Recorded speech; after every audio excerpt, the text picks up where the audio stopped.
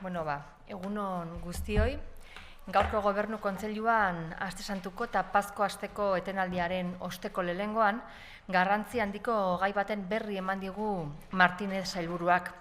Osasun sailak bultzatuta, 20 milioi eurotik gorako dirulaguntza edo diru kopurua, hobeto esanda bideratuko da 2026 ekitaldirako 2024-2028 dirulaguntzen plan estrategikoaren barruan. Prebentzioan, ikerketan eta osasun berrikontzan oinarritutako neurria da eta osasunaren euskal itunaren konpromisoekin bat dator. Eta bereziki azpimarratzekoa da toki esparroa, hau da, ekimen gehienak udalerriekin batera kudeatu egingo direla. Beste erabaki garrantzitsu batzuk ere aipatu nahiko nituzke. Hezkuntzaren esparrutik hasiko naiz, izan ere beste urrats bat egin dugu Euskadiko lanbide heziketa, ekoizpen eta teknologia ingurunearen aldaketetara egokitzeko. Dakizuenez, LH Euskadi 2030 estrategiaren lehentasunetako bada, berrikuntza, espezializazioa eta enpresekiko lotura zuzena indartzea. Helburu hori lortzeko 3,2 milioi euroko deialdia egitea onartu dugu itunpeko ikastetxetara bideratzeko. Irakasleak erabat eta partzialki liberatzeko digitalizazioaren, berrikuntza aplikatuaren edo ekintzailetzaren arloko proiektuak gara ditzaten. Ekonomia, lan eta enplegu sailak proposatuta ere hartu dugun erabaki bat aipatu nahiko nuke. Akordio honek jauzi kualitatiboa ekarriko du Euskadiko pentsiodunen errealitatea hobeto ezagutzeko, haien egoerari buruzko informazio osoagoa eta fidagarriagoa emango digulako. Hain zuzen ere, Eustaten, Gizarte Segurantzako Instituto Nazionalaren eta Itsasoko Gizarte Institutuaren arteko hitzarmenari baiezkoa eman diogu helburu estatistikoetarako informazioa trukatzeko. Gazteen emantzipazioa errezteko ere beste erabaki bat hartu dugu gaur goizean. Eskualde eremuan sortu den arren, erreferentzia zabalagoa izatea da asmoa herrialde osora zabaltzeko. Zehazki, Bizkaiko enkarterriko mankomunitatearekin egindako akordioari buruz ari nazaizue, 16 eta 34 urte bitarteko gaztei zuzendutako proiektu piloto integral bat abian jartzeko.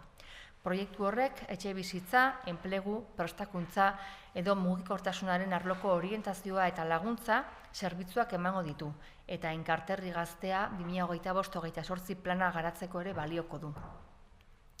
Inbertsioa guztira 893.000 eurokoa izango da 2028 arte, eta esan dizuedan bezala, ikasteko balioko digu Euskadiko edozein tokitan aplikatzeko moduko eredu bat izan dadin.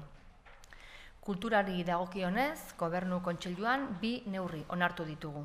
Batetik, kultura sorkuntza babestea eta bestetik gure museo ondarearen kontserbazioa eta hedapena indartzea. Lehengoari dagokionez, 2026an, hau da aurten, 600.000 euro bideratuko dira kultura jaialdiak antolatzeko. Musika eta arte eszenikoak, ikus-entzunezkoak, bai eta gastronomia, moda edo bideojokokoak ere. Bigarrenari dagokionez berriz, 1 milioi euroko diru kopurua onartu dugu Euskadiko museo eta bildumetako jarduerak finantzatzeko. Hala nola, katalogazioa, digitalizazioa, konserbazioa, erakusketak berritzea edo urte osoan zehar kultura zabaltzeko jarduerak garatzea. Eta amaitzeko beste erabaki baten berri eman nahi dizuet eta ziur nago deigarria irudituko zeizuela, berezia delako. Segurtasun sailaren eta Gasteizko udalaren arteko lankidetza hitzarmena baimentzeari buruz ari naiz, Armentiako animalien babeserako zentroan hartutako txakurrak ertzaintzaren txakurren unitatean sar daitezen. Adina eta ezaugarriak direla eta trebatu eta integratu daitezken animaliak 3 hilabete arteko probaldia egingo dute, ikusteko nola moldatzen diren ertzaintzari ez ezik udaltzaingoei eta babes zibilari ere laguntza ematen dien lan mota horretan.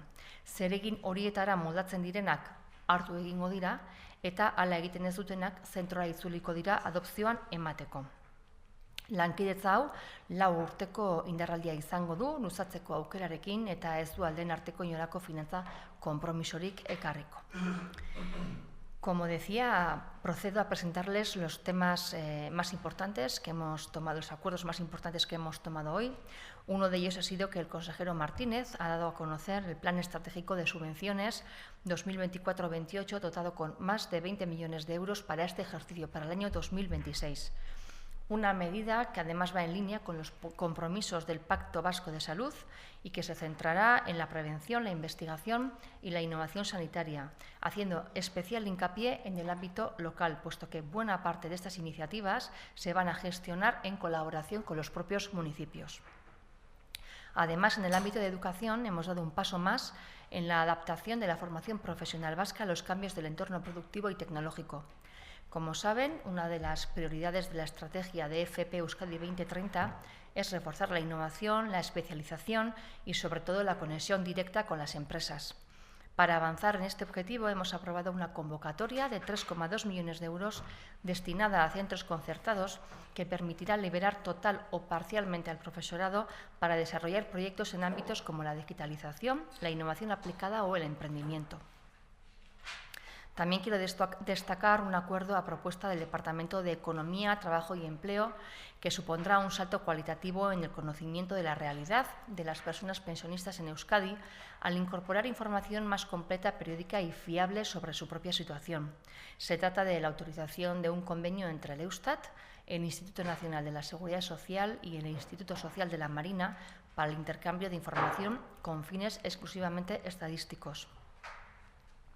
Igualmente, también quiero subrayar una nueva medida que hemos tomado para la emancipación juvenil, que se suma a las muchas que ya hemos adoptado hasta ahora.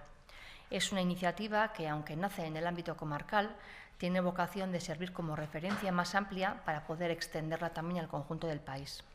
Les hablo en concreto del acuerdo con la Mancomunidad de Enkarterri, en Vizcaya, para la puesta en marcha de un proyecto piloto dirigido a jóvenes de entre 16 y 34 años que incluye servicios de orientación y acompañamiento en vivienda, empleo, formación o movilidad, así como el desarrollo del propio plan Enkarterri Gaztea 2025-2028. La inversión total hasta el 28 es de 873.000 euros y, como les decía, nos permitirá extraer aprendizajes para avanzar en un modelo que pueda aplicarse en cualquier lugar de Euskadi. En el terreno de la cultura, el Consejo de Gobierno hemos dado luz verde a dos medidas que permitirán, por un lado, apoyar la creación cultural y, por otro, reforzar la conservación y la difusión de nuestro patrimonio museístico. Respecto a lo primero, en 2026 se destinarán 600.000 euros a la organización de festivales culturales, desde la música y las artes escénicas hasta el audiovisual, pasando por la gastronomía, la moda o los videojuegos. En cuanto a lo segundo, hemos aprobado la dotación de 1 millón de euros para financiar en museos y colecciones de Euskadi como la catalogación, la digitalización, la conservación, la renovación de exposiciones o el desarrollo de actividades de difusión cultural a lo largo de todo el año.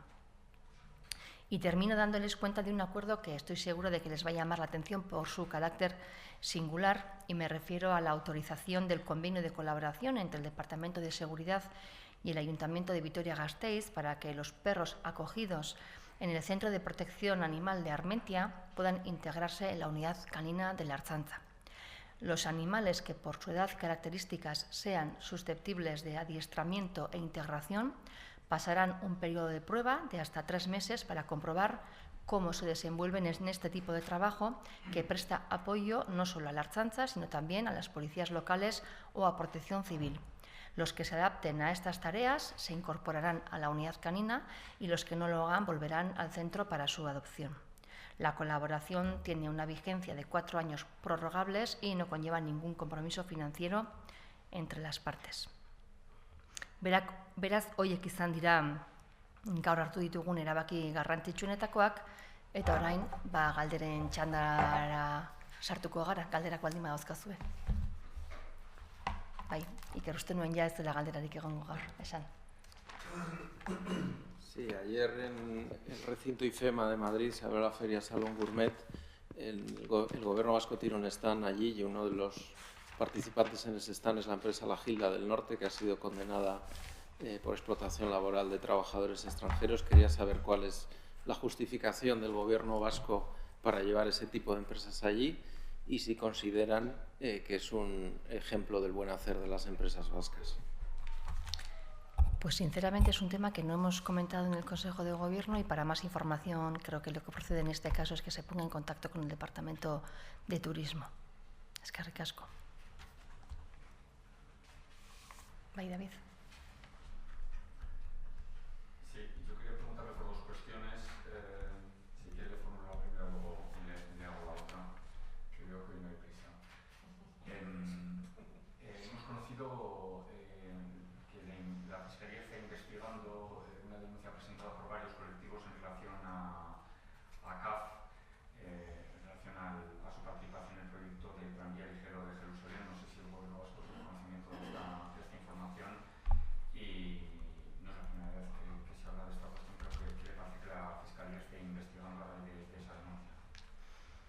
vamos a seguir de cerca el recorrido que pueda tener esta querella y respeto absoluto es lo que podemos decir desde el Gobierno vasco.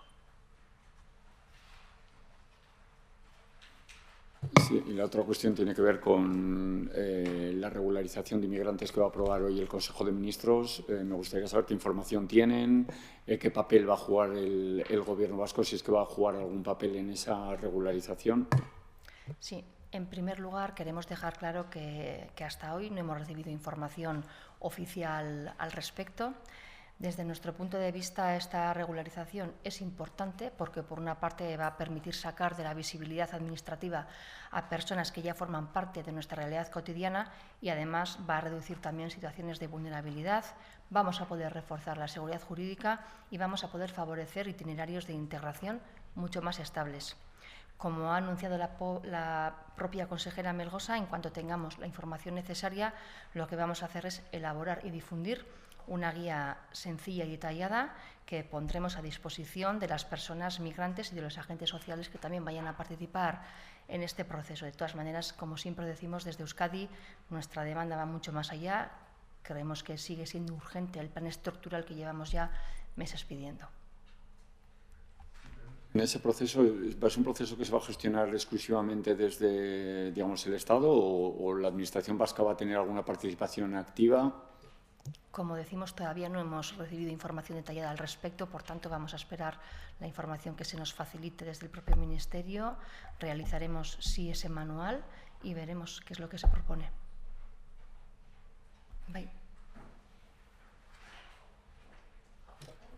Migratzaileen ezohiko erregularizazio honen inguruan, jakin nahi nuke ea Jaurlaritzak ze balorazio egiten duen eta zer dakien.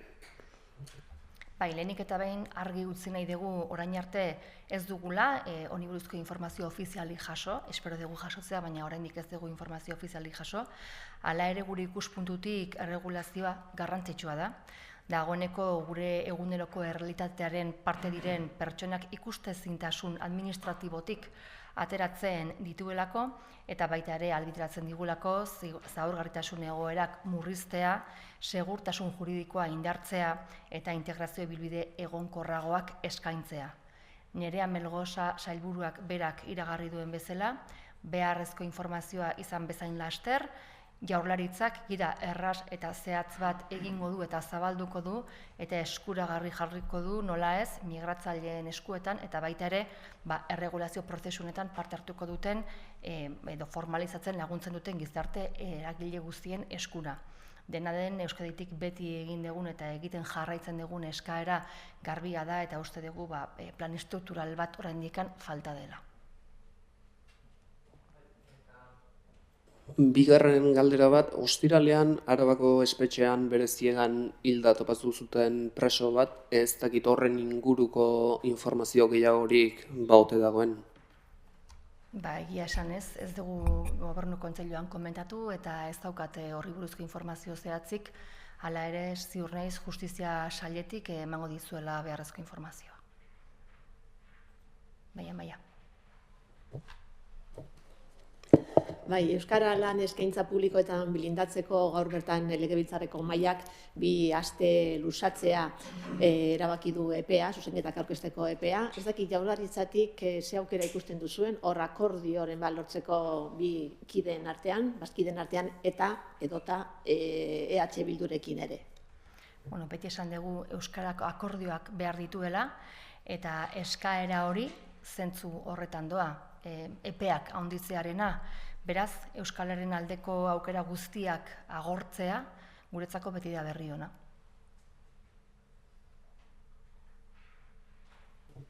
Erderaz ere eskatuko dizut.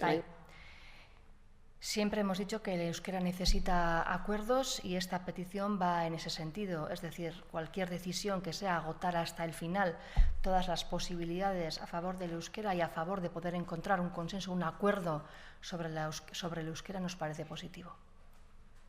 Dena den akordiorako aukerarik ikusten duzue, momentuz bi bazkideen artean eta EH Bildurekin, EH Bildu dio ez dela negoziatzen ari eurekin. Epe luzaera bat egon da eta horrek esan nahi du ahalegina egin nahi dela azken momentura arte eta Beraz, ahalegina egitea azken momentura arte eta ateak ez ixtea uste dugu importantea dela.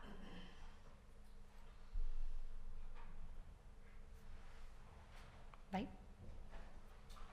Sí, ayer conocimos que el Gobierno vasco, bueno, que se ha reconocido el tercer grado al preso Bienzobas. Quería saber si el Gobierno vasco ha hecho una reflexión sobre las críticas y el malestar que se está produciendo en algunos colectivos de víctimas a raíz del reconocimiento de estos terceros grados y bueno, ¿qué opinión tiene al respecto? ¿No? Si ha hecho esa reflexión, si lo han comentado hoy en el Consejo de Gobierno, no sé si la consejera ha dado alguna explicación al respecto, pero si han hecho esa reflexión sobre el malestar que se está trascendiendo públicamente por algunos colectivos de víctimas, el impacto que está teniendo estas decisiones. Bueno, la consejera lo que ha explicado y lo que ha trasladado, y lo hemos explicado muchas veces, es los términos en los cuales se aplica el artículo 100.2 de la Ley de Régimen Penitenciario. Las decisiones sobre progresión de grado se adoptan siempre de acuerdo a criterios técnicos, pero la última palabra siempre la tiene un juez o una jueza con o sin intervención de la Fiscalía. Por tanto, es el procedimiento que siempre se sigue y es el procedimiento que nos ha explicado la consejera de Justicia. No han hecho ninguna reflexión sobre esas críticas, fundamentalmente de Covite, en relación a esos terceros grados, utilización de términos como hacía ayer la presidenta de Covite, de caso fraudulento. Nosotros entendemos el malestar de las víctimas y entendemos el malestar que puede causar. Por supuesto que sí, porque desde la empatía podemos entenderlo perfectamente, pero bueno, la consejera lo que nos ha explicado es que obedece a motivos técnicos la aplicación de este 100.2, que como siempre digo, la última decisión siempre será de un juez o una jueza, con o sin intervención de la Fiscalía, y por tanto ahí es donde está la última palabra. Bai, gaia aztertu duzue orduan gaurko... Bueno, behin baina gehiagotan San Jose sailburuak berak esplikatu digu nola den prozesua, 1.2 artikulua aplikatzearena, kriterio edo elementu teknikoei hemen eginez egiten den erabaki bada, baina azken erabakia beti da epaile batena, fiskaltzak parte hartu edo ez. Eta beraz, hau izan da ere, prozesu hori horrela jarraitu, eta beti jarraitzen den bezala. Guk ulertzen dugu, biktimen egonezina eta biktimei sortarazi ahaldien emozioa, horrelako erabaki batek, baina sailburuak berak adierazi digu beti jarraitzen den prozesua berdina dela, eta azkena erabakia epaileak izango duela. Bai. Sí, dado que el Gobierno vasco tiene una participación del 3% en la empresa CAP, ¿tiene previsto el Gobierno vasco pedir algún tipo de explicaciones o analizar la situación después de las denuncias que está investigando la Fiscalía a la dirección de la empresa? Bueno, mantengo lo mismo que he comentado antes, que es que seguiremos esta querella de cerca y respeto absoluto. Bai, kafen inguruan jarritako kereila horren inguruan, ze hausnarketaz hitz egin duzuen. Bai, prozesua, kereiaren prozesua jarraituko dugu, baina errespetuz jarraituko dugu, errespetua.